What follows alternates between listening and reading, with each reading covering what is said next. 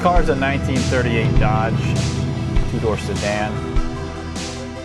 My name's Theonomics. I run a shop called Theonomics here in Aurora, and this is pretty much what I do now is build classic cars. And in the meantime, I do a couple crazy side projects.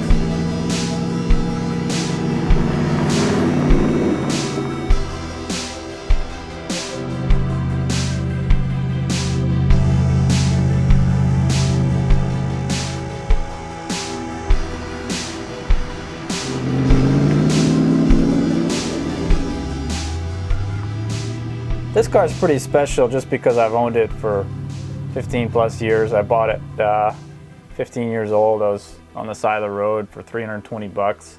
Didn't even have a driver's license and didn't really know how to build cars or work on cars. So from pretty much nothing, no skill, to having the skill to actually build a car has just evolved over time. And almost everything on it I've done myself.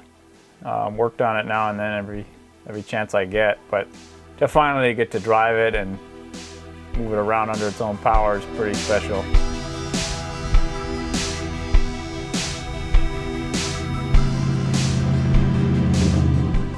Pretty highly modified car. It's got 4-inch chop, 7-inch in the body.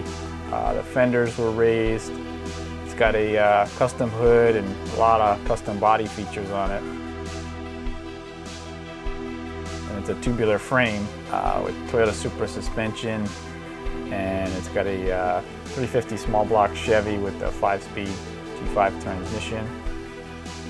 Pretty much endless modifications done to it, but overall I tried to keep it as original looking as I could, considering maintained a lot of the emblems and stainless trim, you know, to try to preserve the feel of a 30s car, because they were definitely unique when they were made. And you got to stick with the vintage and try to preserve it as best you can when you're building stuff.